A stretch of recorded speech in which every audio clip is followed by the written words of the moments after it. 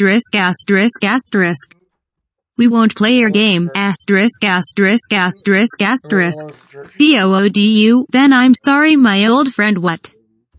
Suddenly the soundtrack switches to Everybody Dance Now and 6 gunships suddenly descend with CLONETROOPERS dance into the music.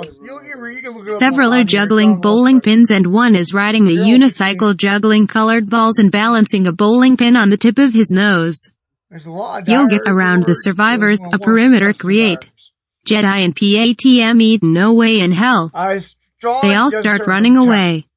The Jedi, seeing their only other option is to face the Tinker drones, dash to the gunships, trying to avoid the clan troopers as much as possible. The clones, having made their big entrance, start blasting the Tinker drones to hell. R2 has found all the downed Tinker drones with parts of Stinky-O and comes to the one with his head. He shoots a projectile from his body and yanks Stinky-O's head off. Stinky-O, YEEOWCH. That hurts. R2 drags Stinky-O's head near the rest of his body, which he has welded together. Stinky-O, this is such a drag. I'm quite beside myself. Take my wife, please. R2 starts welding his head on. Stinky-O, you're singing my circuits. Oh, idiot. It's a nightmare. Is my head on STR? R2, shut the hell up or I'll leave you out here without a head. Meanwhile, Boba Fett has picked up his father's head and is crying. Bubba lowers his own head in sorrow. Then he sees R2 welding on Stinky-O's head. Bubba, hey. Astro Pop. Little help here. R2, sorry kid, I don't do human necks, the connections are way more complicated, plus humans die instantly after they're beheaded. I'm afraid you're Saul. Bubba, damn. Thanks, anyway. SC-89 next. Genesis planet terrain outside Gladiator ripoff Arena Day. The massed lines of parked Big Bad Federation starships and the Tinker drone surrounding the arena are themselves surrounded by thousands of Republic starships. I'd sure like to see this represented in the movie, disgorging www. Tens of thousands of clone troopers, I only saw hundreds. Beyond, more Republic starships are landing and spewing out yuck. Troops. The Republic gunships circle towering stalactites, stalagmites, or are they stalactites? As they head toward the assembly point. GENESINS fire laser cannons up at the gunships. SC-90 int Genesis Command Center Day. DOODUTROGGLE Newton Rune enter a huge command center. In the center of the room is a huge map table with figures representing the droid and clone armies. TROGGLE takes a stick and moves back the droid army, advancing the clones. In the background, Morse code and the sounds of GENESINS muttering in Japanese can be heard. The Morse code suddenly stops. The GENESINS look frustrated. TROGGLE, all our communications have been jammed. Newt, the Jedi have amassed a huge army. Dooku, that doesn't seem possible. How did the Jedi come up with an army so quickly? Newt, we must send all available Tinker drones and assorted vehicles that kids will want to have as toys into battle. SC-91 Int. Gunship number 2 day. Ground fire and explosions rock the gunship. PATME, Mannequin, and Obi-Wan steady themselves. Obi-Wan, hold on to your knickers, guys. Boy, that was a short scene. SC-92 Int. Genesis Command Center Day. Count DOODUTROGGLE. The little Newt Raygun and Rune VIIKING are playing Risk using the map table, clones and droids dice and a special set of cards. Dooku has every region if the arena, the plains outside, and is getting 20 more armies to strategically place wherever he wants. The other players are about to be wiped out. Newt, this is not looking good at all. Suddenly, the Morse code starts back up and TROGGLE gets up to look at the reports. TROGGLE, order a retreat. I am sending all my warriors deep into the catacombs to hide. Rune, sounding like Freddy Krueger, we must get the cores of our ships back into space. Everyone looks at Rune. Newt, what happened to your voice? Rune, throat condition. DOODU, I'm going to Coruscant. My master will not let the Republic get away with this treachery. TROGGLE crosses to a holographic schematic of the deadly star and downloads it into a cartridge. He gives it to Count DOODU. TROGGLE, the Jedi must not find our designs for the ultimate weapon. If they have any idea what we're planning to build, we are doomed. EU fans, what? We thought that Kumquat Drive Yards designed the deadly star. DOODU, well, later in canon it will be established that both the Jennisons and Kumquat Drive Yards were responsible, so shut it. To TROGGLE smiley face. I will take the designs for the ultimate weapon with me. They will be much safer with my master. SC-93 Interior Gunship number 1, day. Mace Windy stares at the incredible sight. Mace Windy, that's incredible. Clone Captain, yes, sir. Mace Windy, I've never seen anything like it. Clone Captain, yes, sir. Mace Windy, now land at that assembly area. Clone Captain, yes, sir. Mace Windy, but really, that's such a very incredible sight.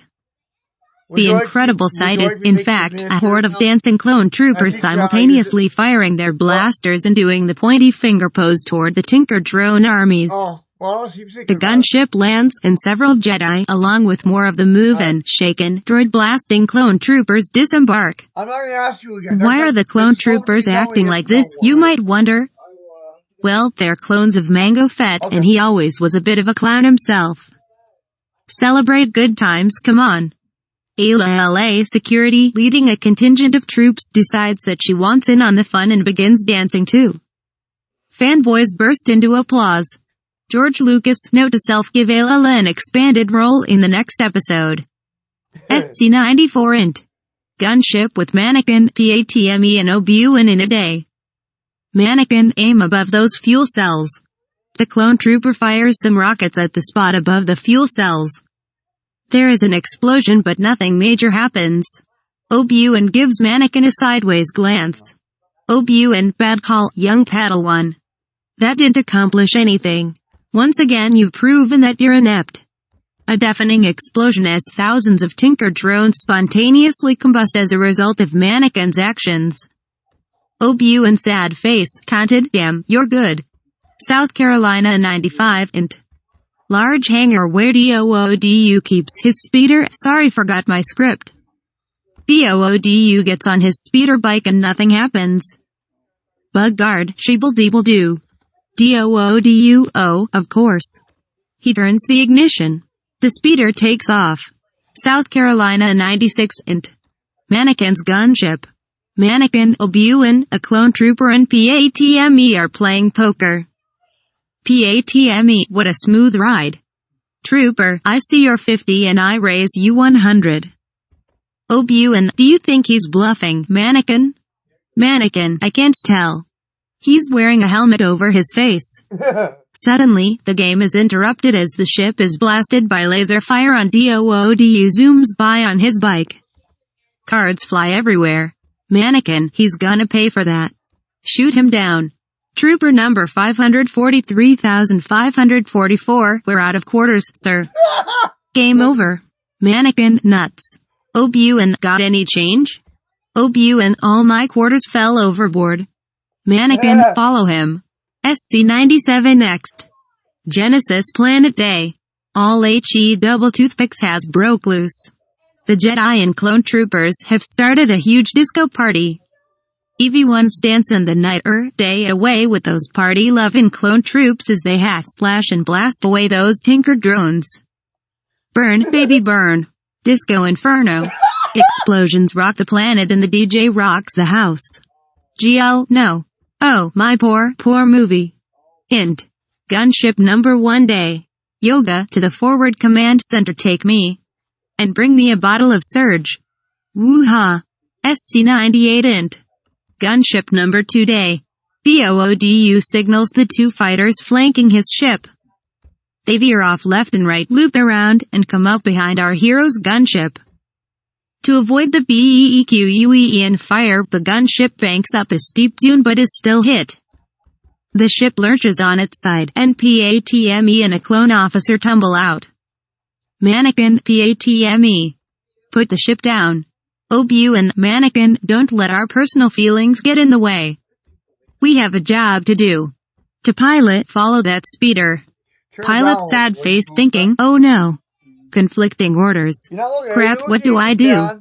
Mannequin, lower the ship. The ship begins to lower while at the same time following Doodu. Mannequin, put the ship down. Obi-Wan, you'll be expelled from the Jedi Order. We can end this war right now. I need you. Follow that speeder. Mannequin, land. Obi-Wan, follow. Mannequin, land. Obi-Wan, follow. Pilot AAAGH jumps out. Quickly Obi-Wan takes the controls. Obi-Wan, what do you think Padme would do were she in your position? Mannequin, rescue me. Obi-Wan, ooh, you're stubborn. SC-99 int. Gunship number 2 day. The gunship lands at the command center. Yoga disembarks, eating a jelly donut and guzzling a 2-liter of Surge. Clone Commander, Master Yoga, all forward positions of the dance party are advancing. Yoga, very good. Very good. Bring me a ship.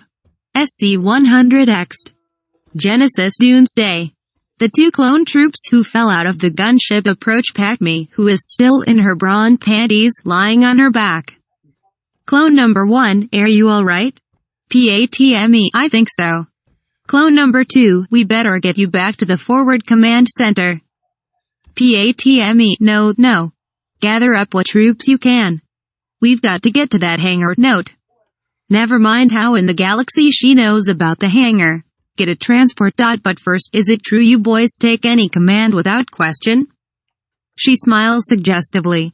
Clones, in unison, happy to oblige, ma'am. South Carolina 101, int. Gunship number 2 day.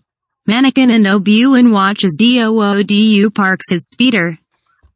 Obi-Wan parks the gunship near the speeder and Obi-Wan and Mannequin leap down and run into the hangar, bright sabers ignited just as the BEQUENS shoot down the gunship. Mannequin, you're going to pay for all the Jawa juice you and your flunkies consumed today, doo-doo. Obi-Wan sad-faced Mannequin, we'll take him together. You move on the Mannequin, I'm taking him now. He runs forward recklessly, bright saber swinging. Obi-Wan, typical. Doodu, extending a hand, may the best man win. Put air there. Mannequin, wait, you mean it? You want to shake. Doodu, I've never been more serious in my life. They shake, and suddenly 1,000 volts run down through Mannequin's body and he is thrown back against the far wall. Doodu, you Jedi get more gullible each year. As you can see, my Jedi powers are far beyond yours. Obi-Wan, you mean Sith powers? Doodu, oh, yeah, of course. Silly me. Now, back down. He shoots lightning at Obi-Wan, who blocks it with his saber. Obi-Wan, I don't think so. Doodu, hey, no fair. You can't do that. What's the point of Sith lightning if it doesn't work against Jedi? Obi-Wan, let's fight like men, with swords.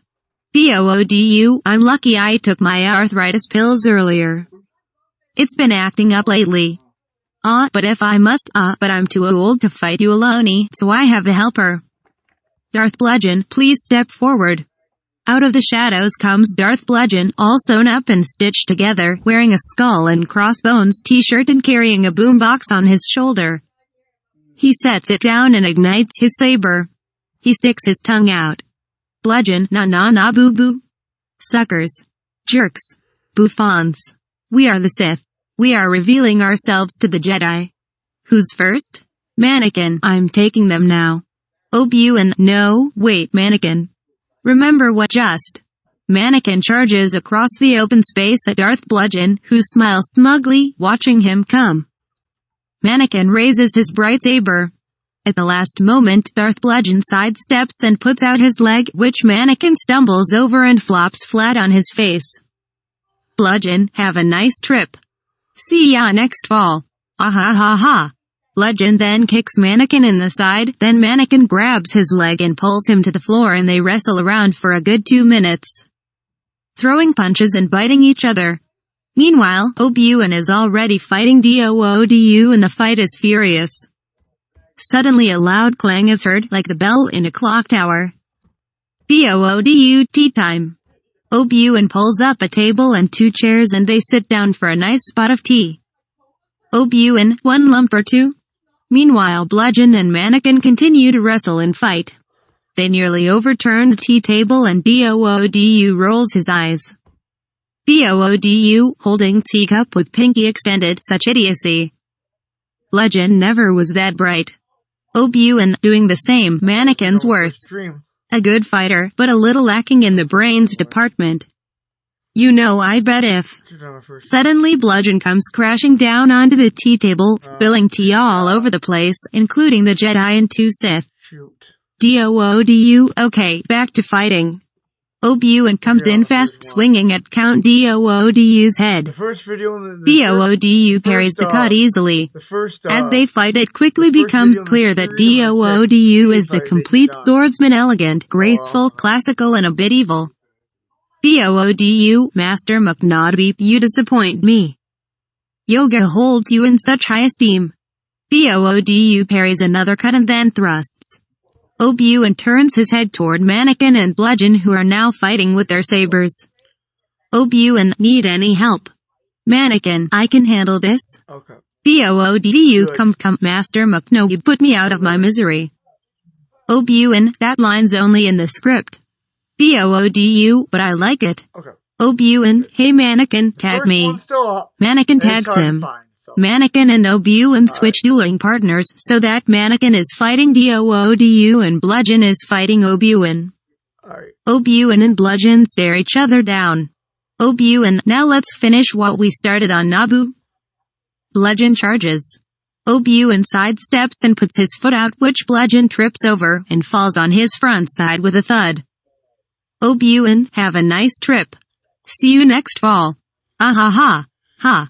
Meanwhile, Doodu cuts off Mannequin's arm and uses dark force lightning to send him careening into a wall. Obi-Wan force grabs Mannequin's bright saber and begins to fight Bludgeon, who has gotten up, and Doodu at the same time. Obi-Wan, as you can see, my dear Dudu, Yoga was right to hold me in esteem.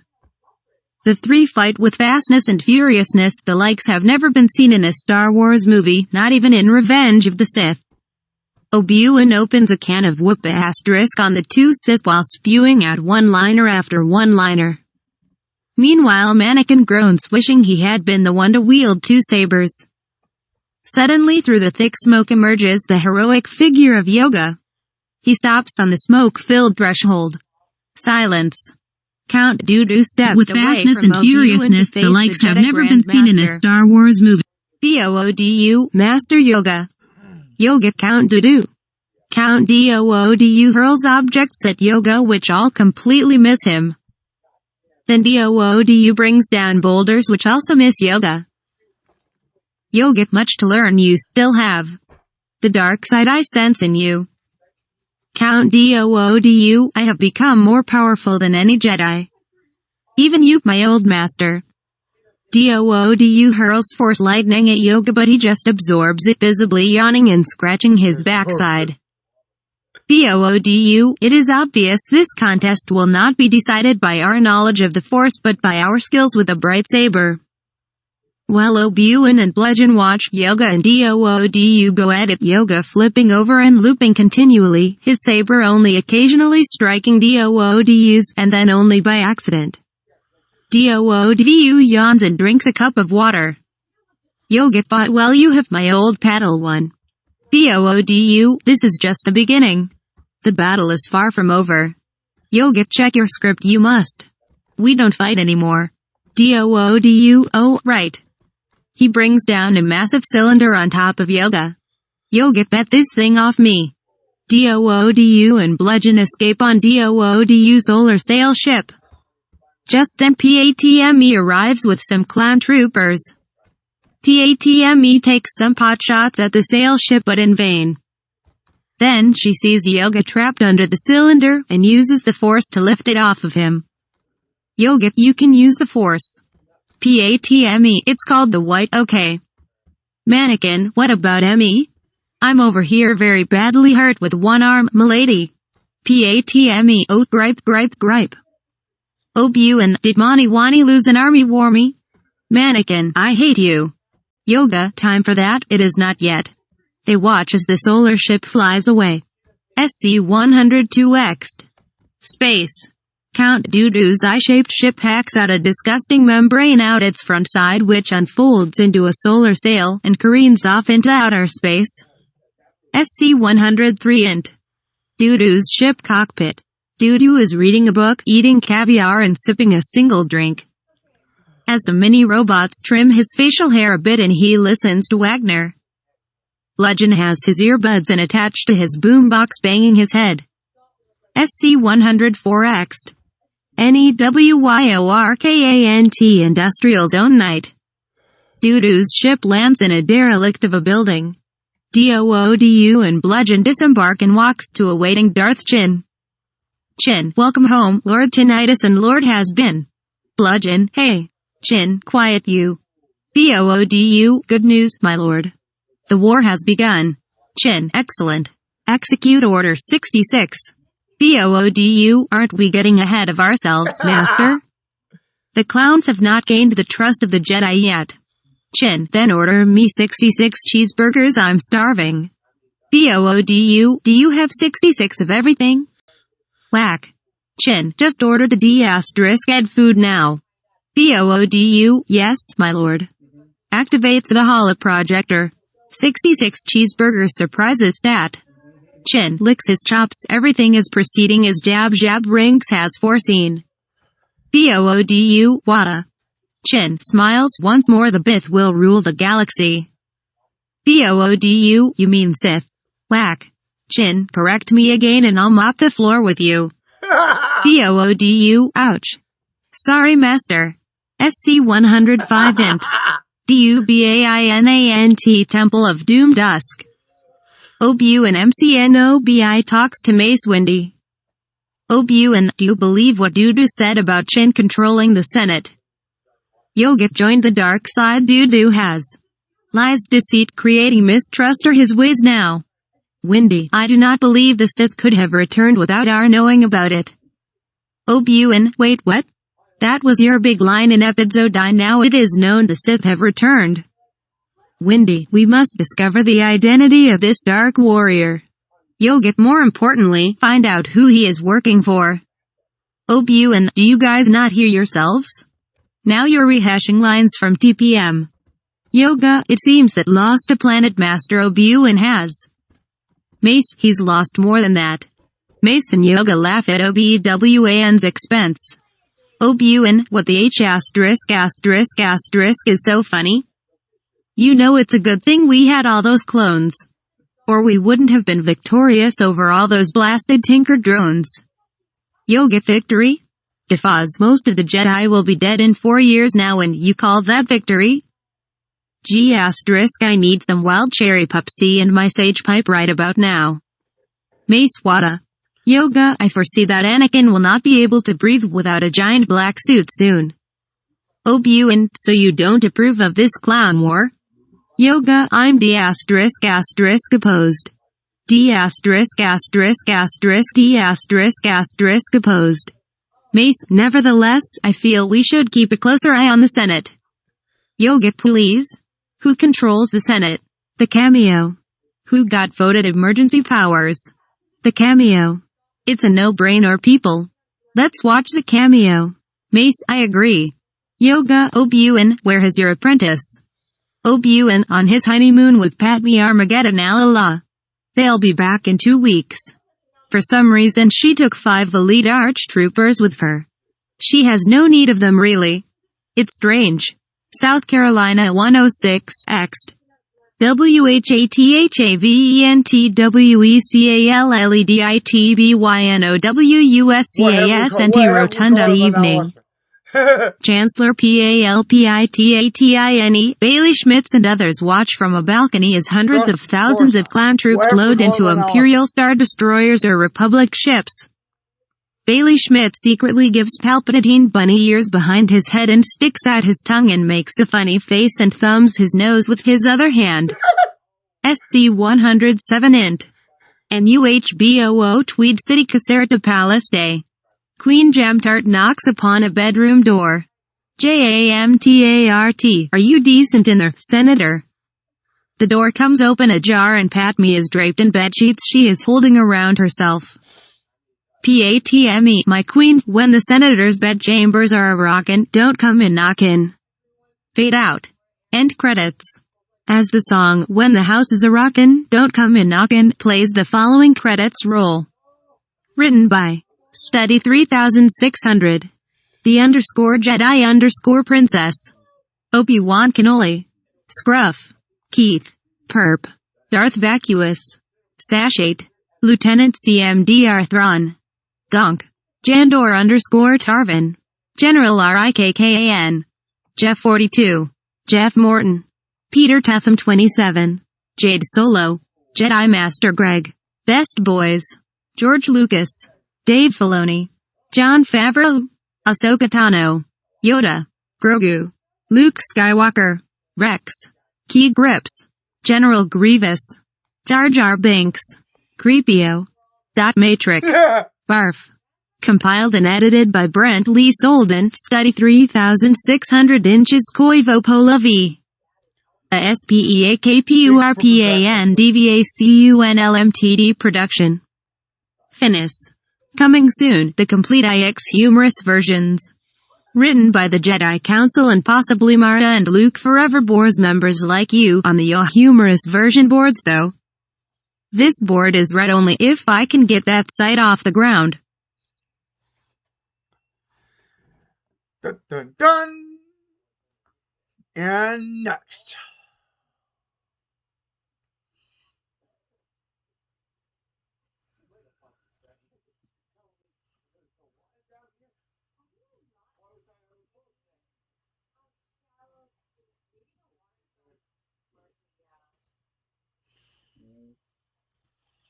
A 2V I Deliverance humorous version complete. Brent Koivo Polo 888. Administrator. The Rise of Skywalker, Revenge of the Sith, The Empire Strikes Back, Solo, Rogue One, Clone Wars 2008 greater than 03. Posts 2127. Member is online. Post by Brent Koivo Polo 888 on July 26, 2021 at 8:17 p.m. Rated PG-13 for language, sex, humor, and mature themes. A long time ago in Alabama, Naboo. As Speak Perp and Vac parody UNLMTD logo flashes brilliantly on screen, followed by the Star Wars HV's logo invented by Study 3600 as shown, we hear mannequin. PATME and several clown troops laughing their heads off at God knows what. Ext. NUHBOO Woods Day. PADME, I hear they're damming the Ruruku River. They're going to flood a whole G********** valley. Mannequin, you know I'm not familiar with Nabu rivers. What the hell's the Ruruku River? Clone Commander Cootie, only the most get up river on the whole planet of Nabu. Patme, raising eyebrows suggestively at Cootie, I like the way you wear that helmet. Cootie, just wait till Mannequin leaves to go gather firewood for us. GRRRRWL. Mannequin, hey, I'm right here, you know. Extend UHBOO Mannequin and PATME's Cadillac and Clone Buick Escort Cars Day. Mannequin, hey, we can have ourselves a nice little canoe trip on the river. We can leave Friday night and be back in time for Monday night robot football. Clone Commander Reeks, why the hell should you with that river? You should get insurance first. Mannequin, I don't believe in insurance. It's not dangerous enough. Patme, I've been insured since I was Queen of Nabu. Full-term life insurance from Prudential, and MetaShare of course, because I don't like to be forced to buy social services from any government. Mannequin, nah, baby, you should have gotten Obamacare. After all, we're required by law to buy speeder insurance, why not health insurance? Patme, I don't think you understand the point, dear. When it comes to politics, you're more of a Machiavelli than a George Washington. Mannequin, well, it would help if I knew who in the hell those people were. Mannequin calls out to Clone Commander Reeks, hey, could you lend us your Buicks for this canoe trip? Clone Commander Reeks, we're going with you. I haven't been on a canoe trip in ever. I'm a clone. I was raised in a cloning facility on Kablingo. There's not really much in life I've ever done except fight, watch people die and screw your wife. Mannequin, Cootie, could you loan me $10 so I can front it as the first part of the 30 needed to finance this trip? Extend UHBOO really beautiful dueling banjo interlude day. Mannequin and Patme get out their banjos and play them for 10 minutes. The audience sways to the divine music. Extend UHBOOROOROOKOO River Canoe Red Day. Reeks, get your life vests on. Mannequin, that's not dangerous enough. Patme, I swear, Mannequin, it's a wonder you've survived as long as you have in this galaxy with zero common sense. The canoe party paddles and come to some big rapids. Patme, now if we all work together, we can take these rapids easy. Mannequin, ooh, pretty white water. Cootie, pretty deadly if you ask me. The party maneuvers through the rapids and they travel on. XNUBOO Woods Camp Night. Mannequin plays his banjo. Mannequin, I couldn't ask for more from this solitary life, lots of hot sex while I'm alive and hell when I die. Reeks, I'm being eaten alive. The bites on my bites of bites. Extend UHBOO Canoe Red Day. Mannequin, we're on top of the world and nothing can go wrong. I'm the king of the world. Patme rolls eyes. You ain't no Jack and I sure as hell's no Rose. Extend UHBOO Woods Day. Reeks uses his bow and arrow to attempt to hunt a deer. Cootie, do you hear something, or someone? Suddenly some local yokels step out of the woods. Larry, where y'all headed? Mannequin, to Baymax, at the end of the river. Larry, this river don't go to Baymax. You're on the wrong river. Mannequin, well, it must come out somewhere, right? Whack. Patme, you stupid whack. Patme, you stupid excuse for a husband. Every river comes out somewhere. Reeks, we'll be leaving now. Frankel, you ain't going nowhere. That's a might pretty woman he's got there, ain't that's right, Larry? Mannequin, over my dead body. You don't want to mess with my wife. I'm a Jedi Padawan and I'll shove my saber so deep up your asterisk it'll come out your nose. Frankel, is that a threat? Mannequin, that's AF asterisk asterisk asterisk asterisk asterisk promise. Frankel points his 12-gauge shotgun at Mannequin's head. Frankel, now the only thing I require is that your pretty little wife. Reeks shoots him dead with his blaster, and Mannequin takes out his BRIGHTSABRE and cuts Larry in half. Mannequin, normally I'd say this was a matter of law, but this is the Star Wars galaxy where people kill one another without consequence on a daily basis. Let's get the hell out of here, guys. Extend UHBOO canoe trip ROOROOKOO River Day. They come to Baymax at the end of the river and see a church. PATME, I'm going inside to thank God for deliverance. Mannequin, suit yourself baby, I think I'll wait outside and practice my saber techniques. Inten UHBOOBEYMAX Big Restaurant Day. Woman, I saved you a seat Commander Reeks. They all eat. Mannequin, please pass the corn cootie. Cameo PALPITATINE, would you like some peas? The end. A SPEAKVACANDPURPPARODY production. Written by Anakin 77 aka Steady 3600. Finis. Next.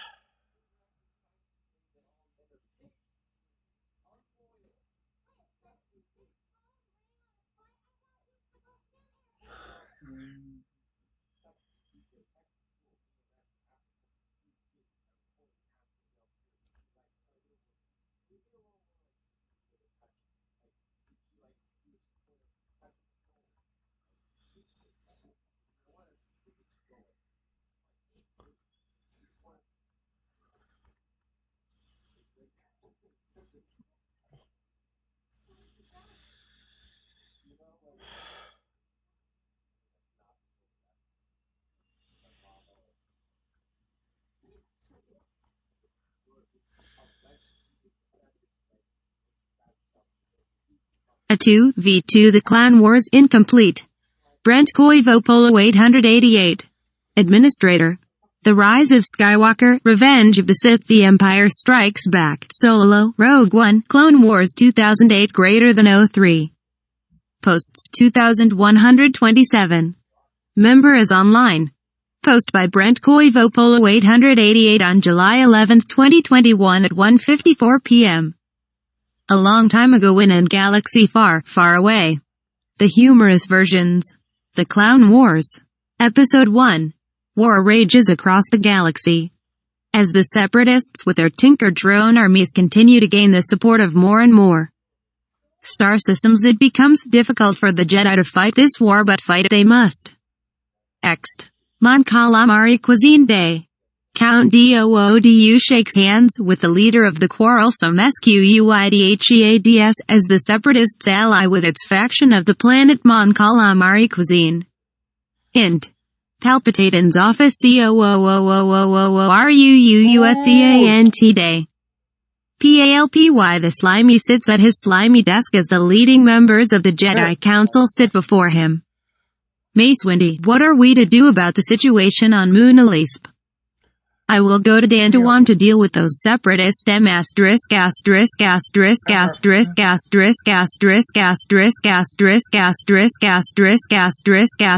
myself.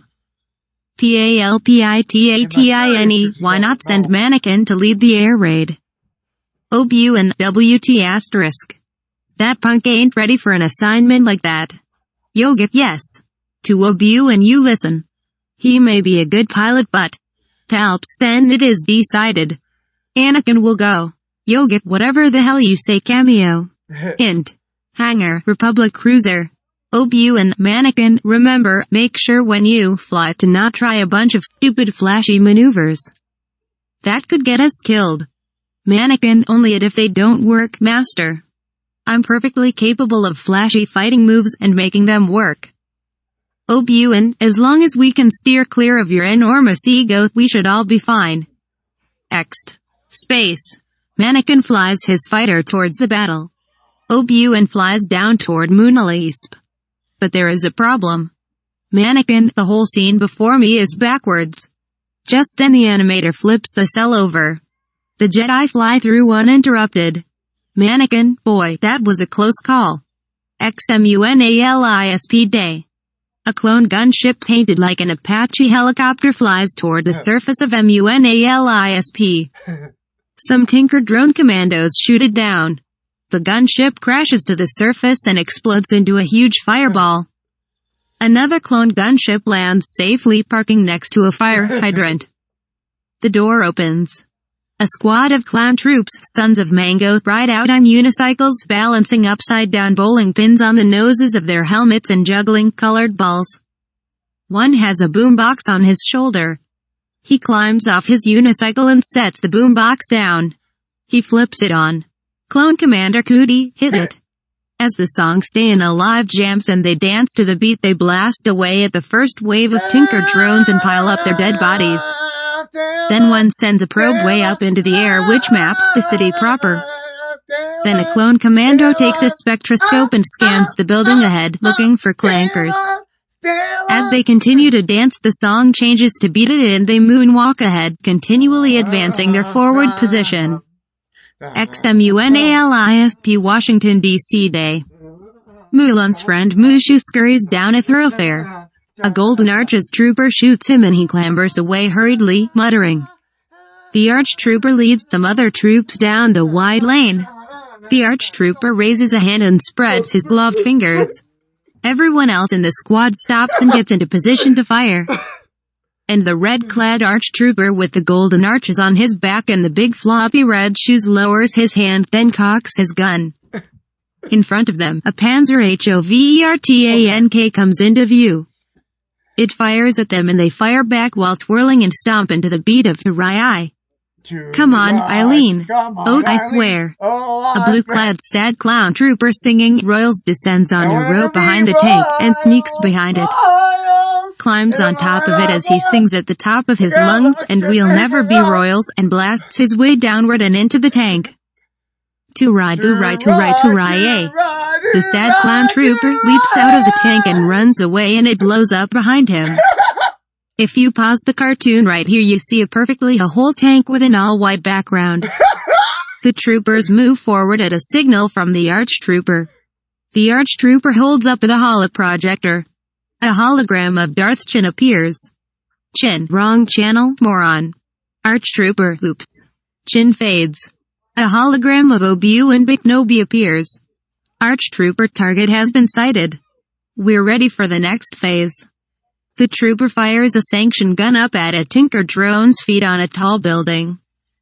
The Tinker drone just stands there and lets his head get blown off.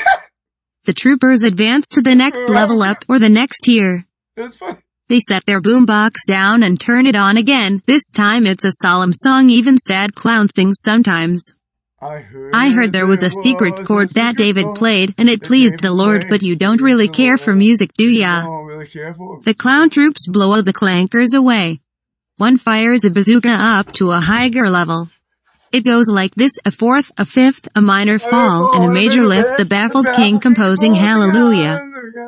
The sad clown gestures behind him with his thumb as the troopers plant mines on the SEPERATISTS huge supergun. Hallelujah, hallelujah, hallelujah, hallelujah. More sanction guns fire up the base of the gun and more troops run up it toward them. Maybe there's a God above, but all I've really learned from love is how to shoot somebody who drew ya.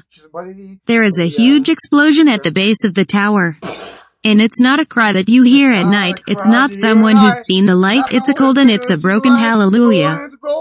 All the clown troops meet at the top of the tower. Hallelujah, hallelujah, hallelujah, hallelujah, hallelujah. Ext. Mon calamari cuisine day. Troubled is the planet, Doc? Yeah, it's really called that. Check the lore. The planet is divided. The quarrelsome squid heads Isolation League have sided with the separatists. Aloni, the Mon calamari cuisine race is helpless. Intervene, we must. For Republic GUNSIPS descend through DAK's atmosphere over the ocean sea. Pull back to reveal it's a lot more than 4. Int. Republic Gunship Day. A fat-robed figure stands before a hologram of Yoga. Yogic Master Fatso, in these matters, trust your insight I do. May the Force be with you. And please go on a diet. I hear the South Beach diet is effective. Try it. Kid Fatso, munching on some cheesy puffies, whatever you say, boss. He takes off his hood then his cape then sheds his robe entirely revealing his manly chest. Fangirls, wow. What else are you going to take off, you hunk of a man? Fatso takes a running dive into the ocean while at the same time using the force to cause his saber to come off of his utility belt, flip in the air. And just before diving in grabs his saber with both hands. A number of clown troopers dive with him in scuba gear. Fatso ignites his green bright saber and an Aquaman-style fight ensues. Fatso and his troops faces the advancing Clanker WATERSHIPS head-on, who fire their red lasers at them. During the battle, some Mon Calamari Cuisine ELRIDERS lay some serious hurt on the Clanker subs. Then yet another separatist rehashed super weapon idea is revealed and starts taking out boat after boat on the ocean's surface. Kid Fatso pulls out a giant tube of Acme bubble solution and dips in a giant bubble wand, waves it in the water, and creates a giant bubble. And hurls it at the super weapon, which goes all the way through it. Eels push the super weapon into a giant pit. Which makes that weapon and hands off about the only two things or people that have ever fallen down a shaft in Star Wars and stayed dead. Brent Koivo Polo 888. Administrator. The Rise of Skywalker, Revenge of the Sith, The Empire Strikes Back, Solo, Rogue One, Clone Wars 2008 greater than 03. Posts 2127. Member is online. Post by Brent Koivo Polo 888 on July 24, 2021 at 11:59 a.m. XMUNALISP Day. The clowns and clown tanks begin to take out the forward positions of the greedy fat cat bankers clan as a loudspeaker blares the song Everybody Dance Now. Bomb bomb bomb bomb bomb bomb everybody dance now. The clones continue their advance as they let the music move them. Int UMB Bank HQ Day. Banker 1, pointing, they're taking out all our forward positions.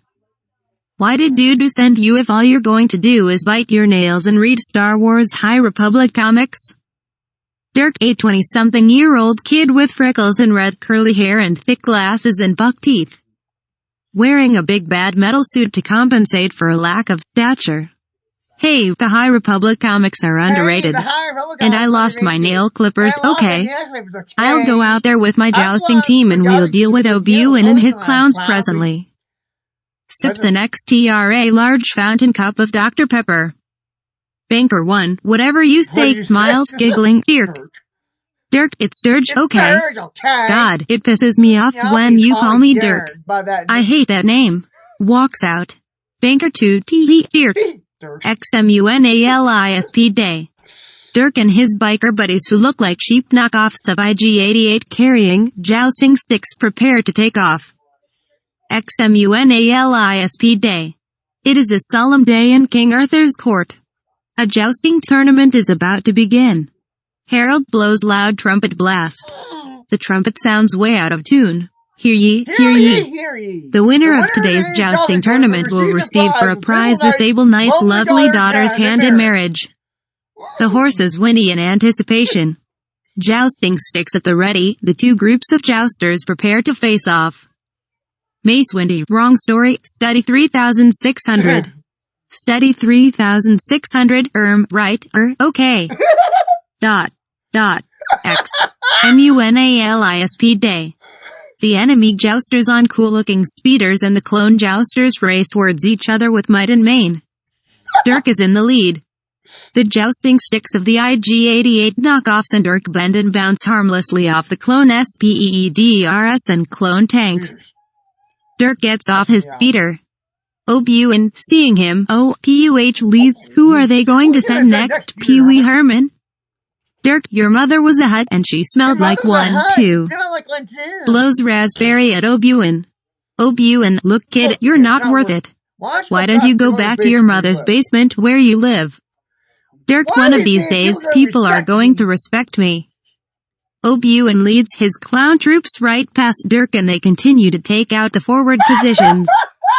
Int RATTATOULIE the fondue pot arena pit A. A cadre of assorted weird-looking aliens duke it out for domination. A weird asterisk one-eyed bug alien throws a tiny yellow net at a big bad blue-skinned monster. The net falls right off. And the monster clubs the weird asterisk bug-like alien to death repeatedly. X-Space. Doo-doo solar sail ship regorges its disgusting membranous sac and lands near the arena pit's entrance. XStarATTATOULIE the fondue pot arena pit entrance day.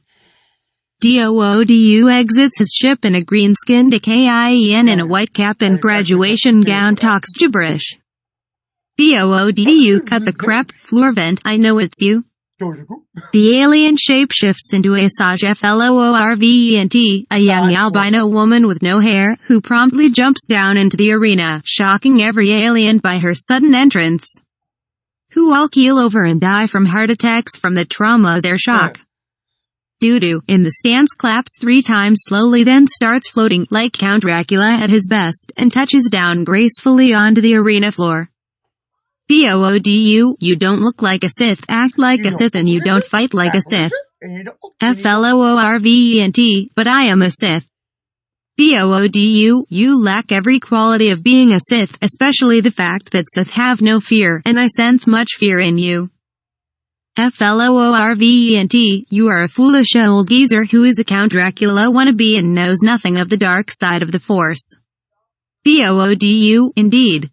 He turns and wallops her with a good dose of don't mess with me lightning and she falls to the floor, unconscious. Int RATTATOULIE same building as the fondue pot arena pit big room with bed bay. Floor vent wakes up on the bed and sees her green and blue bright sabers. She walks towards them, only to be attacked by DOODU from behind. She leaps up into the air and force grabs her sabers and they battle. The battle is furious but DOODU slices her sabers in half then puts his saber to her throat. DOODU, it would not be so easy to defeat a Sith. Were you watching, Lord Chin? A ridiculous-looking set of spider legs bears a hologram of Darth Chin walks down some stairs. Chin, sorry, I was busy, would you mind having your duel again? This time I promise I will watch. DOODU, I won. Chin, oh, well I can see that. FLOORVENT, so finish me off already. DOODU, we have other plans. Let me introduce you to the true lord of the dance, Sith Darth Chin Sidaris. Whack. Chin, I told you never to call me by that name, Lord Tinnitus. DOODU, rubbing head, sorry, master. Chin, I have an assignment for you, Floorvent. A Jedi named Mannequin Streetwalker fights in an air war above the planet Moonalisp. I want him eliminated. FLOORVENT, Jedi. Their order is a fading light in the dark. Corrupt and arrogant. They must be punished. The Jedi shall fall. DOODU, handing her a box, consider this a gift. It opens only to reveal it is empty. Doo-doo grins sheepishly. DOODU, oops, I must have misplaced your new blades. Chin, you moron, they're in the kitchen where you left them. DOODU, oh, right. Walks to kitchen, comes back with 2 curved blades. DOODU, I was hungry. I sat down to eat a ham sandwich with mayo, lettuce and horseradish. I meant to put them back in the box. I got them out to make sure they worked properly as I was eating. FLOORVENT takes them and ignites the 2 red blades and crosses them over her chest. XStarATTATOULIE fondue pot arena pit entrance day. DOODU stands next to a hollow of Darth Chin as they watch FLOORVENT take off in her ship. DOODU, she will be more than a match for a young streetwalker. Chin, it matters not. She is merely an instrument to bring forth the eradication of the Jedi. DOODU, you mean you don't really want Anakin dead? Okay. Why ever not? Chin, never you mind. Just do your Sith deeds. Fades out, leaving his spider legs standing at the cliff's edge. Where's your email? DOODU rolls eyes. Why does he always make me carry these blasted spider legs back inside? Chin fades back in. Chin, Oh, order you me live 66 hot dogs with extra lunch relish. before blank, My Sith appetite and then knows no after that, bounds. after Doodu, yes, master. Chin fades out. Begrudgingly, Doodu carries You the have a spider cold- legs inside to put them away. Ext. MUNALISP Day. Obi-Wan receives a transmission from the holoprojector on his wrist. It is Darth Chin taking a shower in his Sith robe and hood lifting his robe to scrub his legs. Obi-Wan, who the hell are you? Chin, oh, my pet loath cat must have activated my holo transmitter. Waves hand, you didn't see me. Obi-Wan, oh, I'm pretty sure I did see you. You look like the Sith Lord Count Dooku told me was in control of the Senate. Chin, well, I'm not. Chin fades out and Clone Commander Cootie fades in. Cootie, General McNoby, we are in position. Obi-Wan, I'm on my way. Holo fades. Chin fades back in. Chin, singing in shower at top of his lungs, I'm S-I-I-I-I-I-I-I-I-N-G-I-N, in the R-A-I-I-I-I-I-I-N, just S-I-I-I-I-I-N-G-I-N, in the R-A-I-I-I-I-I-N. Obi-Wan switches him off, shakes his head, mounts his cool-looking speeder bike, and takes off toward UMB Bank HQ. XUMB Bank HQ MUNALISP Day. Obi-Wan rides his speeder bike up UMB Bank HQ's steep outer wall, jumps up and flies downward toward his troops, his cape billowing outward behind him. Cootie pointing to the sky, look, up in the sky. It's a bird? No, it's a plane. No, it's Super McNoby. Obi-Wan lands atop the building. Obi-Wan, sarcastically, very funny, guys. Ha, ha, ha, a riot and a half. You give Chris Rock a run for his money. Int UMB Bank HQ. General Obi-Wan McNoby and his troops land in the building, take out a few Tinker drones and tricycle droids, and a clown troop brings Fat Cat Banker 1 to McNoby. Banker 1, mercy, I beg you. I am merely a banker. Obi-Wan, that is entirely up to you and your unconditional surrender. Just then Dirk rockets through the window, breaking through the glass, and his jetpack explodes and he falls screaming to the floor. Dirk, owie. I've got pieces of glass stuck in my face. Obi-Wan, you again? Is this some kind of joke? All the clones open fire on Dirk, who explodes, scattering guts and gore everywhere, covering the clones, Bakers, Obi-Wan, and all the walls and table. Cootie, control room secure, General. Obi-Wan, now that was totally unnecessary. He wasn't even a threat. Turns to Banker 1, now, I believe we were discussing your full and unconditional surrender. Brent Koivo Polo 888. Administrator. The Rise of Skywalker, Revenge of the Sith, The Empire Strikes Back, Solo, Rogue One, Clone Wars 2008 greater than 03. Posts 2127. Member is online. Post by Brent Koivo Polo 888 on August 20th, 2021 at 11:06 a.m. X space over MUNALISP. Every ship is still. No dogfighting is going on. In Menken's Jedi Starfighter cockpit. Listening to Queen's Bohemian Rhapsody, Mannequin is watching Season 2 Episode 8 of The Mandalorian while munching caramel popcorn. With his free hand he is combing his hair. Mannequin, oh my free asterisk. Oh my god, it is. Starts weeping for joy. When the show ends and the screen says The Book of Boba Fett coming 2022, Mannequin's R2 unit beeps. Mannequin, glancing at the translation on his droid interface screen. What, the camera's been rolling for 10 minutes. Okay, look alive people. Gold group, green group, form up behind me. Cameras rolling. Action.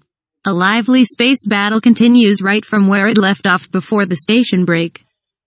100 droid fires are chasing Mannequin and firing at him from all angles and not a single one hits him.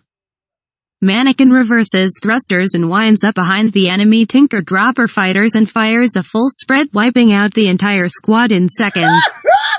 Mannequin, hey, it's animation. Anything's possible. SAMURI Jack goes bypassing on the left, in his X-wing shaped like crossed samurai blades. Mannequin, see, what did I tell you? Suddenly the wacky racers including Yogi Bear and Boo Boo and DICK dastardly race by in their modified racing ships. Yogi's is shaped like a picnic basket. Mannequin, what next? The kitchen sink and the bathroom wash tub pass to the left. That's all I had for that one. Next.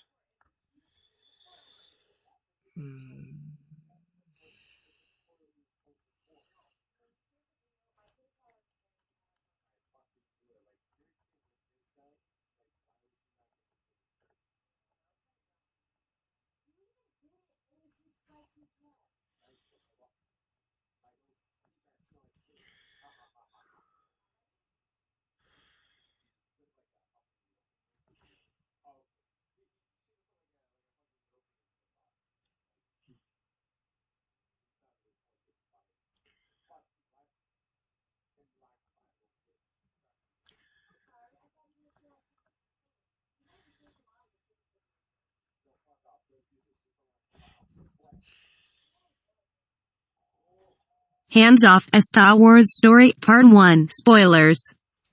Brent Koivopolo 888. Administrator. The Rise of Skywalker, Revenge of the Sith, The Empire Strikes Back, Solo, Rogue One, Clone Wars 2008 greater than 03. Posts 2127. Member is online. Post by Brent Koivopolo 888 on December 22, 2021 at 8:40 p.m. A vast inky blackness lights up with maybe a dozen stars. Then the main title roll goes by extremely fast so that to read it you have to pause the DVD 100 times. Ron Howard's two-part episode with no number, Hands Off Part 1. Every saga has a beginning. Every legend has an origin.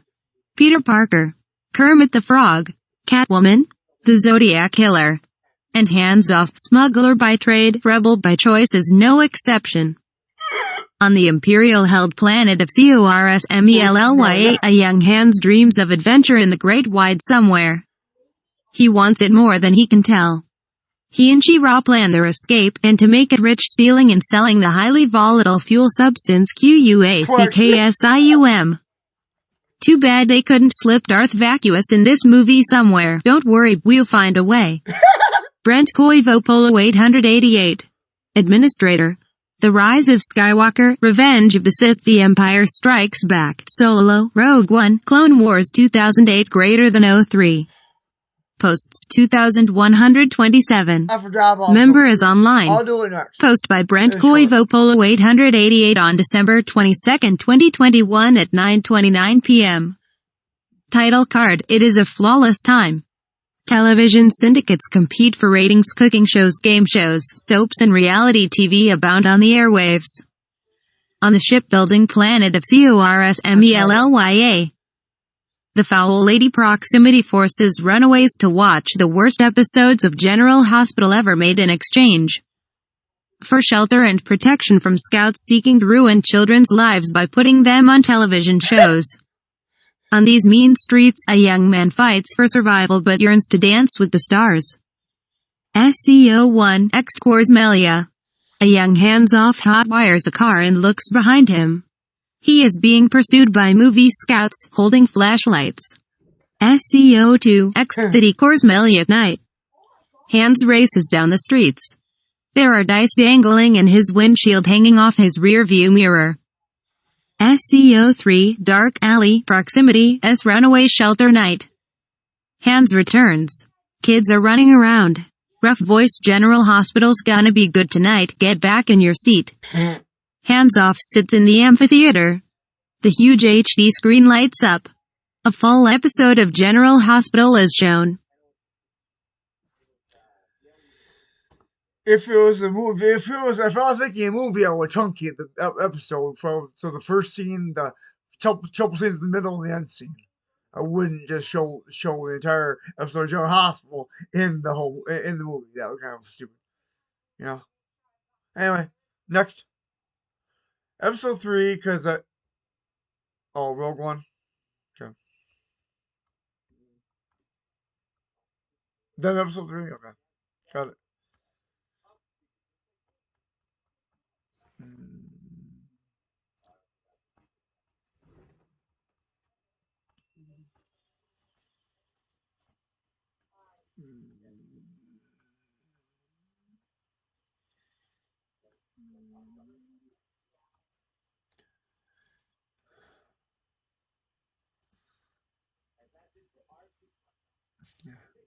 Rouge 1, a Star Wars removal story.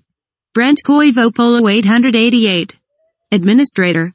The Rise of Skywalker, Revenge of the Sith, The Empire Strikes Back, Solo, Rogue One, Clone Wars 2008 >3. Posts 2127. Member is online. Post by Brent Polo 888 on November 8, 2021 at 4:54 a.m. Title, Rouge 1, the Rogue One humorous version. Rating, PG-13 for language, sex, humor, drug references, and violence, major character deaths. Characters Genie Ergo, Ender Wiggins K2SLOW, Cheerio Honey, Bane, Darth Vacuous Will Huff Tarpon, Orwell Kremlin, Emperor Palpatine, Jigsaw Guerrera, R2-D2, C Stinky Oath Princess Lee Schmitz, Noseman. Dr. Afro, Boba Fett, Cadbury Bunny, Finicky Shantytown, Omega Fatty Acid Clone Female Type, Yoga, Ahsoka Bratto, The Kitchen Sink, Moss Canada. Genre, humor, fantasy. Synopsis. Rebels striking from a hidden base gain their first victory against the evil Galactic Empire and obtain plans for the deadly star that Princess Lee accidentally switches with her mother's secret recipe for great nachos. A long time ago, in a galaxy of cosmetic supply depots and chemical factories producing lots and lots of makeup, lipstick, rouge and eyeshadow. There's no opening title crawl, so I'll make up a parody one. SEO1 X space. A vast sea of stars that look like dots of yellow lipstick serve as the backdrop of a star-filled field of lipstick stars as a title crawl crawls into infinity. Episode 3 1/2. Rouge 1. Right before Star Wars A New Hope. Although we don't exactly know why the Tainted Ivy stopped at Patootie to try to get General McNoby's help, since they could have just went directly to Aldrained instead of out of their way to the Outer Rim to go to Patootie. But go fig, this is fantasy. A whole 2-hour movie was created to explain one plothle. And also to extrapolate one major plot point from the title crawl of Star Wars A New Hope. Marvin Gaye Ergo and his wife Lyrical Ergo have holed up on a luscious green unnamed planet that we shall dub Planet Green to escape forced labor imposed by the Empire on Marvin Gaye Ergo to help the Genisons of Genesis Planet and Director Kremlin construct the most powerful super weapon in the galaxy. The Deadly Star, whose primary weapon doesn't seem to be able to destroy more than just one city at a time until A New Hope. Meanwhile, Ender Wiggins, a rebellious spy, has been sent on a mission to a prequel-style ring of civilization that seems to exist in the vacuum of space. Opens on a shot of a planet which pans up to a view of planetary rings with a small ship flying through them. Switches to a shot of the planet Lima Bean Soup, the planet not the Kablingoan. A planet so green its greenness is too green to be natural, and the ship flying through the rings. A shot of the planet closer up with the ship flying towards the surface. The ship flies down across a farm and passes by a white worker droid who watches the ship. Worker droid to another droid, Imperials. Oh, asterisk. There goes the planet. Cuts to a young Genie Ergo running across the rocky plain with the ship following behind her. SEO2 int Ergo homestead. Inside the Ergo homestead. Young Genie Ergo, I'm hungry mama. Wanna watch cartoons? Now, give me snack. Lyrical Ergo, no Genie. The Imperials are a-comin'. Gather ya things, it's a time, tis. They already took all ya brothers and sisters and fucked them into slavery. They ain't talking you, Wadada. Go hide while I contact Jigsaw Guerrera. SEO3 X Lima Bean Soups the 2 Green Planet Plane Day. The ship lands near the Ergo homestead, where the deer and the antelope play, and skies are not cloudy all day. Where there is seldom heard the cry of Gareth Edwards, oh guy, study. We get the picture already. Next scene, please. SEO4 and Lima Bean Soup Ergo Homestead Secret Rebelliousness Communication Room. Lyrical Ergo contacts Jigsaw Guerrera. Jigsaw Guerrera, if it isn't lyrical. Do you want to play a game, Lyrical? Lyrical, no time fa dat. It's usually real creepy and I don't got time fa dat. It's happened. Kremlin has come for us. Jigsaw, does he want to play a game? Lyrical, do you want me to tell Genie to hide? Jigsaw, hide and seek? Sounds like a good game. Lyrical, oh guy, see you. Jigsaw, thanks for playing. Hollow fades. Marvin Gaye ergo, now, Genie, sweetie pie, come here. Remember, whatever I be doing it to protect ya. Say you understand. Marvin Gaye ergo embraces Genie and the two stand still for a few moments.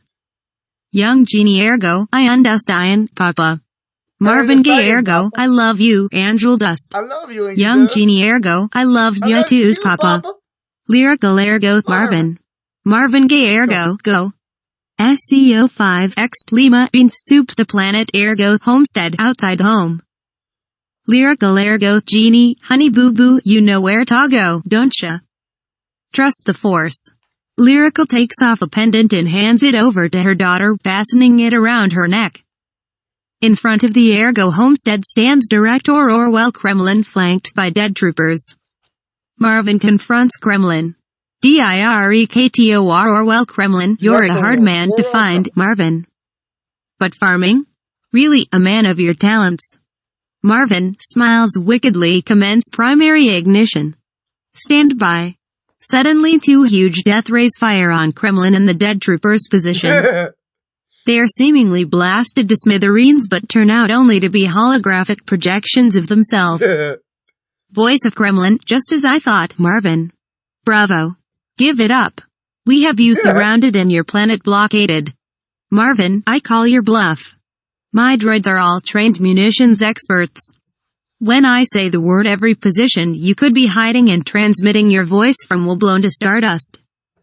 And I have more death rays trained on each one of your Imperial ships. Leave my planet. Voice of Kremlin, now I call your bluff. I've been calling people's bluffs since before you were in diapers. Give it up. I have more than enough dead troopers to flush you down the crapper. Marvin sighs, it's a rather lonely life since Lyrical died.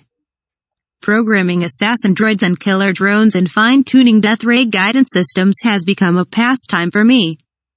Get off my planet, are you, and all your dead troops are dead. And that's not a bluff. Voice of Kremlin, as 5 dead troopers march Lyrical out of their homestead. How discouraging. That seldom happens. Funny how a dead wife can suddenly turn up alive even while her husband is busy lamenting her death, isn't it, Marvin? Where were your trained assassin droids and drones to stop my troops from finding her as we were busy monologuing to each other? Marvin Gaye ergo, what is it you want? Kremlin, the work has stalled. We need you to come back. Marvin, I won't do it, Kremlin.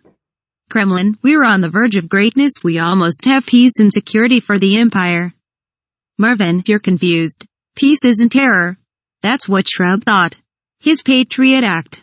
Kremlin, Palpatine's Patriot Act was not the result of the terror of the Separatists. We needed more leeway to keep tabs on those who were spies.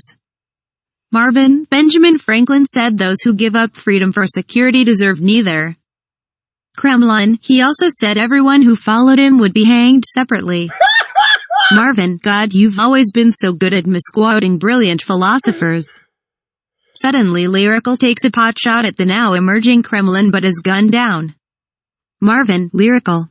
Damn you, Kremlin. I'll do it. But don't expect me to not put a little Easter egg for the rebellion in there as well, damn you. Kremlin, Plato was right when he said that politics was the greatest good. Marvin, that was Socrates. Plato wrote down his master's words. And he would call the empire tyranny. Kremlin, there are philosophies in heaven and earth, Horatio, that are not dream pt of in your imagination. Such is the good philosophy of a well-run empire like a fine-tuned fully wound Swiss watch. Marvin, damn you, Kremlin.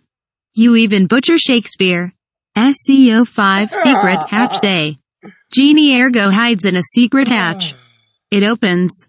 Genie fires a blaster at Jigsaw Gerara, who pounds on his wounded shoulder as he comes closer.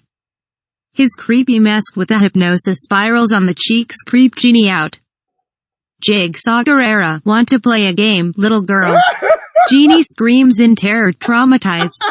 Jigsaw Gerara, come, child. We have a long ride ahead of us. We'll play lots of games along the way. Oh, what? Oh.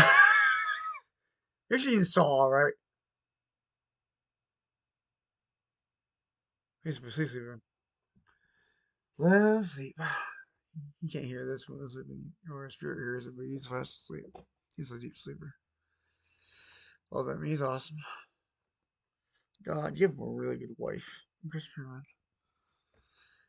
Really good wife. He deserves a really, really virtuous woman to help take care of him, so he need to take care of her. Lord, he really deserves a really virtuous wife. Someone who can show him, help him find the sun. Christopher, S-U-N. Christopher, and show him love, what love is. Christopher.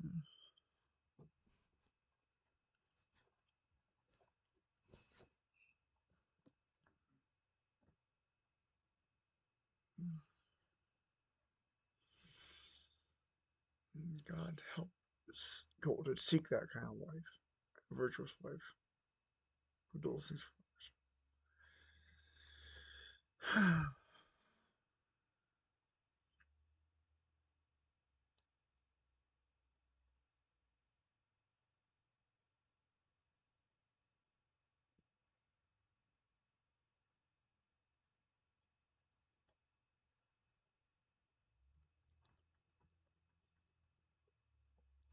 Next.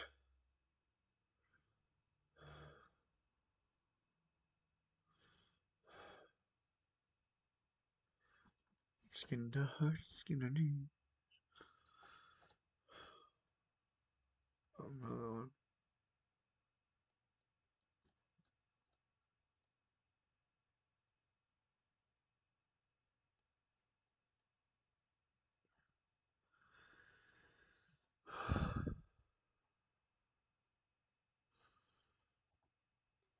A 3 Revenge is a dish best served Sith Rots HV incomplete.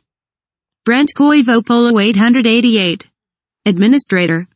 The Rise of Skywalker, Revenge of the Sith, The Empire Strikes Back, Solo, Rogue One, Clone Wars 2008 greater than 03. Posts 2127. Member is online. July 11, 2021 at 2:18 p.m. Post by Brent Koivopolo 888 on July 11, 2021 at 2:18 p.m. A SPEAKPURPANDVACPAARODYUNLMTD production. A long time ago in the future. SEO1 Ext Space. A vast sea of stars serves as the backdrop for the main title, followed by a roll-up, which crawls into infinity. Boy. I don't have to write that sentence again for 12 years. Yippee. The humorous versions. Episode 3, Revenge is a dish best served Sith. Oh no, my IQ just dropped a few points and I can't form complete sentences. War. The Republic. It's crumbling. Under attacks. By the ruthless Sith Lord. Named Count Doodu. There are heroes. On both sides. Evil. It's everywhere. Oh, my brain hurts. In a stunning move, the fiendish Clone Wars villain General Greedy has swept into the Republic capital with a broom and kidnapped Cameo Palpatine, leader of the Galactic Emperor Republic. Why he is doing this when the entire audience knows Palpatine is the bad guy, no one can figure. As the Separatist Tinker drone army attempts to flee the best-swept capital with their obviously evil hostage, 2 Jedi Knights lead a desperate mission to rescue the captive Cameo. Pan down to reveal a Republic attack cruiser. Continue to pan if you can with the cruiser, as 2 Jedi starfighters enter and head towards an enemy battlecruiser. Truck with the Jedi fighters. I didn't know trucks could fly in space, as they maneuver in unison, dodging flak and enemy laser fire. R2-D2 is on Mannequin's ship. Am not PP7 is on Obi-Wan's ship. The truck that was with a Jedi is gone. A giant, and quite frankly the best one I've ever seen, space battle is revealed as the tiny Jedi ships continue their assault in a synchronous waltz. SEO2 int. Obi-Wan McNoby's starfighter cockpit space. Obi-Wan bounces through the flak with a frown. Very descriptive. His ship rocks violently. SEO3 int. Mannequin Streetwalkers Starfighter Cockpit Space. Mannequin smiles as he blasts a Trader Convention's Tinker Dropper Fighter. He's smiling because lots and lots of pyrotechnists died to bring you that effect. Mannequin, there isn't a droid made that can outfly you, Master, probably because other than myself, you are the hero of this epic. And since Mr. Lucas scripted it this way, there is no other way to get to the cameo. Obi-Wan, look out. More incredibly detailed CGI effects coming this way. SEO4 Xt. CORUSCANNOTEVERCALLITCORUSCANT Space Battle. The two Jedi fighters swerve in unison as four Trader Convention's Tinker Dropper fighters attack. After several clever moves by the Jedi, which should include a moonwalk, the bump and that pointed finger pose that was popular in the disco days, two of the convention's Tinker Dropper fighters collide with each other in a ball of flame. Many OOOs and ahs are heard from an unseen audience. SEO5 Int. Obi-Wan Starfighter Cockpit Space. Obi-Wan struggles to maintain control of his ship. Obi-Wan, we've got to split up and see if you can get a few of those Tinker Dropper fighters to follow you. Mannequin, break left, fly through the guns on that tower. Obi-Wan, you worry about those fighters. I'll worry about the tower. Obi-Wan flies to the left of a huge tower on a Republic cruiser. The two Tinker Dropper fighters follow. Obi-Wan, why am I always the bait? Whack. Obi-Wan, ow. How do you do that over the comm link? Mannequin, Ligon's ghost taught me and he told me to remind you. Obi-Wan, there's always a bigger fish. Yes, I know. Mannequin, no, that you're a much wiser man than him, and that he foresees you'll become a great Jedi Knight. Obi-Wan, I'm a Jedi Master. A great Jedi Knight. Mannequin, to your left. Mannequin, I see him. Watch that crossfire, boys. Clone pilot, copy, gold leader. Mannequin, Obi-Wan, you got two on your right. Watch it. Mannequin blasts away at a Tinker Dropper fighter as R2 beeps an angry warning. Clone pilot number 1, all wings report in. Clone pilot number 2, Red 6 standing by. Recoily, fighters, straight ahead. Whack. Obi-Wan, I'm going down on the deck. Mannequin, good idea. I need some room to show of my great piloting skills. Obi-Wan, in an effort to get out of the way of Mannequin's large ego, dives toward the surface of one of the larger Tinker Convention battleships and is forced to fly through a very complicated CGI rendering that leaves everyone speechless. Suddenly he dons his retro-looking reader glasses while he skims the surface for his next lines. Outside in the space battle, he is followed by the Tinker Dropper fighter, which is followed by Mannequin. Mannequin, cut right. Do you hear me? Cut right. Don't let him get a handle on you. Come on, R2. Lock on. Lock on. R2 beeps. The sensors are elated that the translation which appears on Mannequin's screen is, in fact, a made-up language so that the audience doesn't catch on to what R2 just said about Mannequin's dubious heritage. Obi-Wan, ripping the glasses from his face in disgust as he finishes reading the script and realizes that he will have to spend a great deal of future scenes completely unconscious strapped to Mannequin's backside. Hurry up. I don't like this. Obi-Wan flies through a narrow gap between two towers on a battleship. The Tinker Dropper fighter hits one of Obi-Wan's wings with a laser blast, and parts of the ship go flying around Obi-Wan's astropop droid AM0. Obi-Wan, ouch. AM0 beeps a blue streak. The sensors open up their laptop computers and attempt to connect to the CGI computers and doctor the lines of the script. Obi-Wan sees this and releases his virus hacking program Point of View into their email, which disables all their attempts into the system. Obi-Wan, don't even try to fix it, I'm not. I've shut it down. Mannequin, we're locked on. We've got him. Mannequin drops in behind the Tinker Dropper fighter and blows him apart. R2 squeals with delight.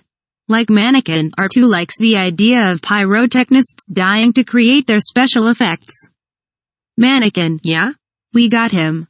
Good going, R2. Obi-Wan, next time, you're the bait.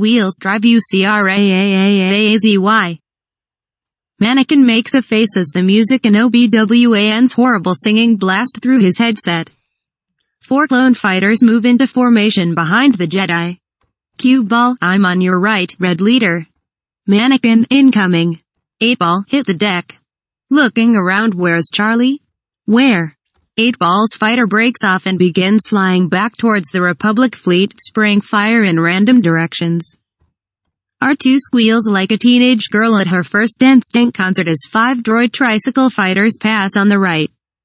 Mannequin, shaking his fist as they fly by, don't you know, pass on the left. Where'd you get your flying license? The University of Bob. Obi-Wan, 5 more on the left. 4 more droid mulcher fighters pass on the left, flashing their lights and honking. Obi-Wan and Mannequin continue to fly in unison. R2 squeals again. Mannequin, here we go. The kitchen sink also passes to the left. Mannequin counted, yep, they include that in this battle too. The Jedi starfighters loop around the droid tricycle fighters, ending up behind them. The Jedi blast away, while the droid tricycle fighters erupt in massive pyrotechnic displays. Obi-Wan, I'm going high and right. Mannequin, hang on, there are 4 more of them. Obi-Wan, stay with me, Mannequin. Swing back and right. Mannequin, come on. Give it some juice, Grandma. Obi-Wan, okay, come on, and hurry. These droids are on me like Swamp Rot on one of the Hutt's dancing Twi'leks. In one incredible move, Mannequin swings in behind the droid tricycle fighters, blasting the hay out of them one by one until there is only one left. R2, holy asterisk asterisk asterisk. R2 lets out a howl as Mannequin accelerates past the last tricycle fighter, slams on the brakes, since when is there friction in space, flips the fighter around, and blasts the living snot out of the fighter in front. Meanwhile Obi-Wan yawns, drumming his fingers on his dashboard, watching his former apprentice act all macho. Mannequin looks behind him. Mannequin, how many more back there I need to give an a-whoopin' to R2? R2 beeps once, 1, R2 beeps again, 2, R2 beeps a third time, 3, any more?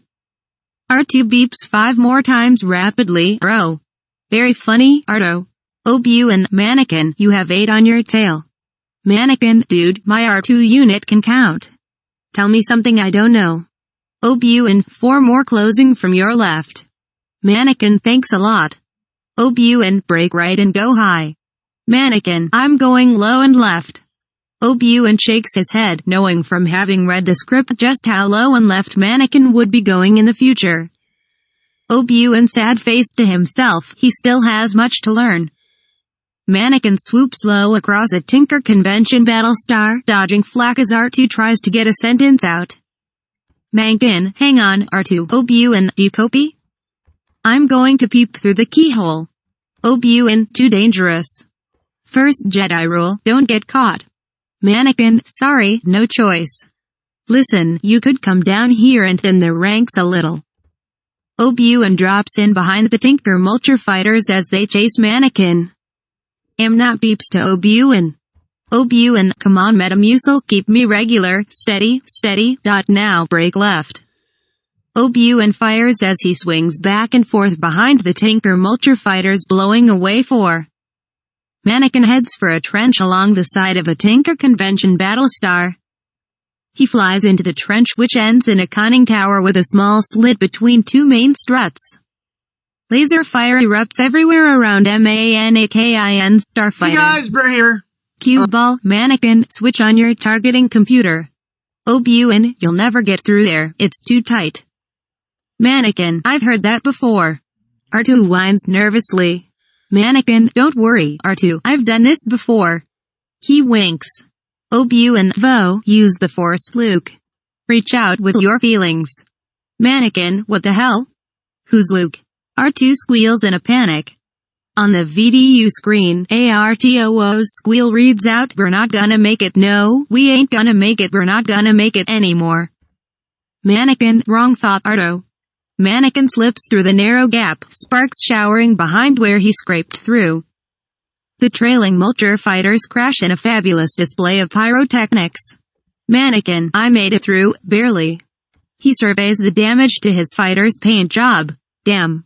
And I just got this custom job done on a special Jedi edition of Republican Chopper. Obi-Wan continues to fire on the Mulcher fighters, chasing them into the continuing explosion at the keyhole. A clone fighter is hit and explodes, the pilot flying off into space. Finally, Obi-Wan breaks off and pulls up alongside Mannequin.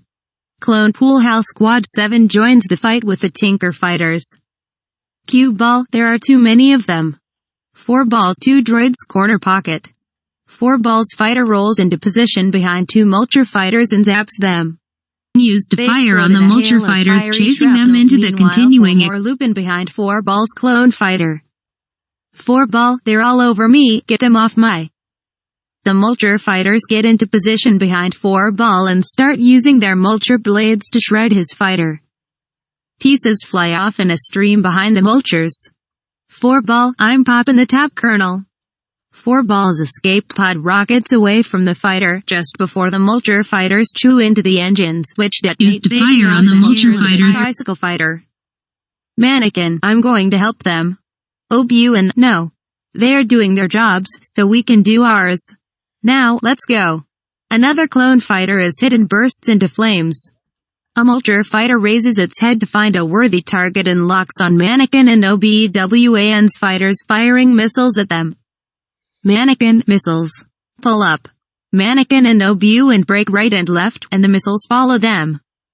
The missiles chase them for a while, as they try to dodge them. Obi-Wan, okay, Mannequin, it's time to eject our spare parts canisters. Mannequin, but we do that every mission. Obi-Wan, it works, doesn't it? Okay, not eject the spare parts canisters. Mannequin, R2, eject the canisters. R2, whatever you say, boss. The two fighters eject their spare parts canisters which the missiles collide with and explode. Obi-Wan, they overshot us. Dot. Dot. Mannequin, what? They exploded. Obi-Wan, sorry. That was the next line in the script. Am not, can you find me some good tunes on the radio? Beethoven's Fifth blares over the speakers. Obi-Wan, alright, am not. No, nothing too fancy. Mannequin grins. He loves classical music. Mannequin, more missiles coming in at 05. I can handle these. Anakin spins his starfighter. The missiles spin and collide. Mannequin, we got him. Ardo. 2 more missiles are tracking track Obi-Wan. Obi-Wan, flying is for droids. Orville and Wilbur write 5 birds and a bunch of flying insects, it is. Suddenly Obi-Wan shudders and his ship starts to plummet toward the surface of the Trade Federation cruiser. The trailing missiles fly into what looks like debris and detonate. 5 silver eggs fly out of the debris and attach themselves to the ship. The eggs hatch, revealing small buzzards that begin to crawl across the surface like Spider-Man. Obi-Wan, I'm hit. Mannequin, I see them. Dot. Dot. Buzzards.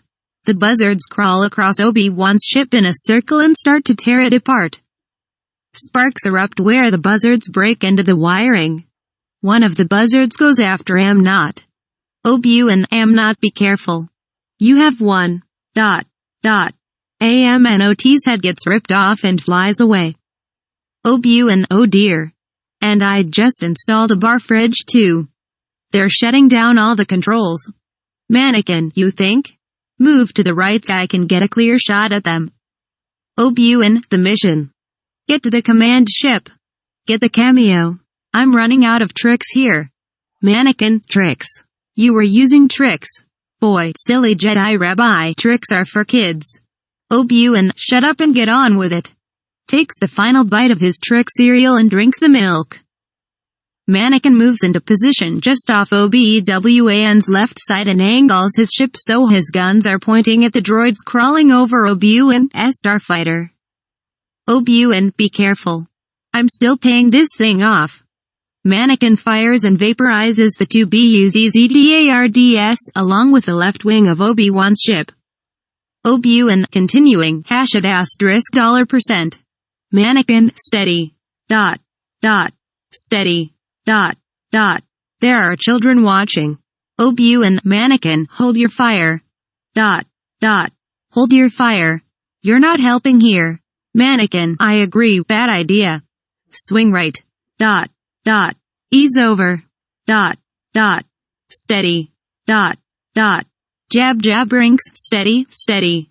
Mannequin, I thought steady 3600 killed your froggy asterisk back in the last humorous version. Jab jab, Fist of the Dark Lord didn't want me dead so he wrote me back into the story plus I need to be in the Clown Wars. Mesa have lots of scenes dear. Mesa even get a girlfriend. Yahoo! Mannequin, well go wait on Coruscant until your next scene. Jab jab, okie day. Mannequin, say that one more time. Jab jab, okie day. Whack. Obi-Wan, don't even think of trying that stunt you pulled again, Mannequin. Mannequin, but mastered it. Obi-Wan, you're grounded. Mannequin, what? Obi-Wan, and the damage is coming out of your allowance. Mannequin, what? Obi-Wan, wait. Dot. Dot. Wait. Dot. Dot. I can't see a thing. My cockpit's fogging. They're all over me, Anakin. Mannequin grins, lining up Obi-Wan's cockpit in his crosshairs. Mannequin, move to the right. Obi-Wan, hold on, Mannequin. You're going to get us both killed. Get out of here. There's nothing more you can do. Mannequin, I'm not leaving without you, Master. Mannequin moves his ship next to Obi-Wan's and tries to physically knock the buzzards off. There are 5 left. He manages to get one off but badly dents Obi-Wan's ship in the process. One of the buzzards tears a piece off of the front of Obi-Wan's ship. Flames burst out and more smoke billows out, obscuring the Jedi's view. Obi-Wan, I know I said I wanted a nice barbecue this weekend but not here. Mannequin knocks off 3 of the buzzards and the 4th crawls out onto Manakin's ship and starts attacking R2. R2 fights the buzzard. R2, die rebel scum. OBUN, blast it. I can't see. ... My controls are gone. Mannequin doesn't hear. He is sitting back in his cockpit, beer in one hand and popcorn in the other. Using the hands-free phone kit to make a call to his bookie to put money down on the outcome of the fight between R2 and the buzzard. Mannequin, get him, R2. Watch out. OBUN, R2, hit the buzzard's center eye. R2 extends an arm and aims a stream of electricity at the swerving buzzard. The buzzard is hit squarely in the eye and falls off the ship. Mannequin, yeah, you got him. OBUN, great, R2. A bit cliché, but great. Mannequin, stay on my wing. ... The general's command ship is at 12 o'clock. OBUN, what o'clock? Mannequin, 12 o'clock. OBUN, what's at 12 o'clock? Mannequin, the general's command ship. OBUN, what? Mannequin, annoyed, straight ahead. OBUN, that's better. Now say the line properly. Mannequin, sighs, stay on my wing. ... The general's command ship is dead ahead. Easy. ... Pull up. Head for the hangar.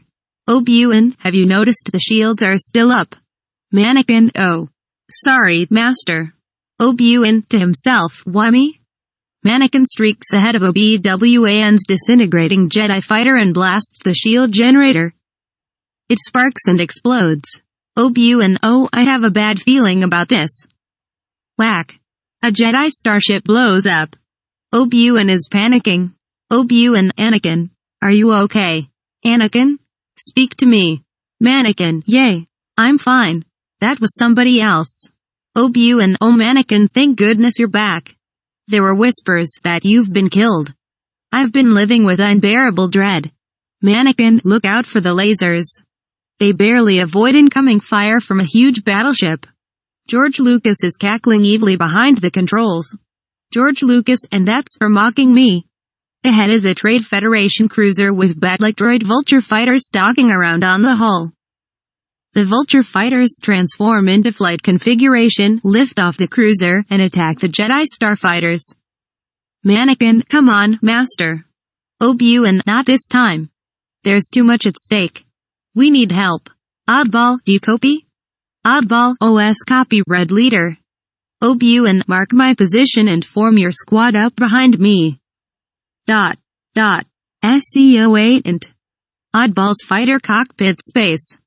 Oddball, we're on your tail, General Kenobi. Set S foils in attack position. OBUN, good. How about Dipstick? Do you copy? Dipstick, copy, Red Leader. OBUN, cover us. We're going on. Moron. Do you copy? No answer. OBUN, moron. Hey, Anakin. I'm talking to you. Mannequin, master.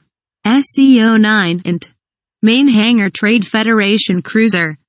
The shield door drops away and OBUN crashes on the deck of the hangar bay, engulfed in a fantail of sparks. A set of blast doors starts slamming shut across the hangar opening as material is sucked into space. Mannequin maneuvers around the oncoming junk and flies into the hangar just as the blast doors slam shut. OBUN ignites his lightsaber and cuts his way out of the cockpit. He jumps a deer just as his ship explodes.